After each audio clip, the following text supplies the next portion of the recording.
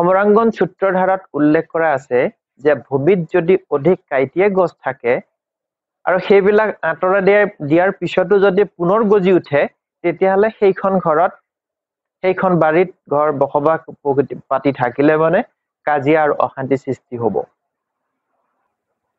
দেৱ দেৱীৰ যদি প্ৰতিমাটো ভাঙি যায় হাতৰ পৰা পৰি পেলাই মালা বা ফুল যদি ডিঙিত দিওঁতে যদি ডিঙিত আৰি দিওঁতে যদি মানে পৰি যায় মূৰ্তিয়ে যদি পৰি যায় সেইটো অমংগল আৰু শত্ৰু হৈ থাকে।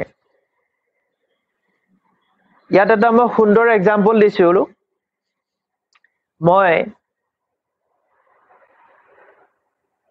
তেতিয়া মই ঘৰত থাকোঁতে এদিন কি হ'ল পূজা কৰিলোঁ, পূজাৰ যিটো শিৱলিংগটো ধুওঁতে হাতৰ পৰা পৰি পেলাই লিংগটো ভাঙি থাকিলে, চাইডত টুকুৰা এটা এৰাই গ'ল। সেইটো মই থৈ দিলোঁ, থৈ দিয়াৰ পিছত নতুন আনি ললোঁ। সেইটো অমংগল আৰু সেইকাৰণে সেইখন ঘৰ মই ত্যাগ কৰিবলগীয়া হ'ল।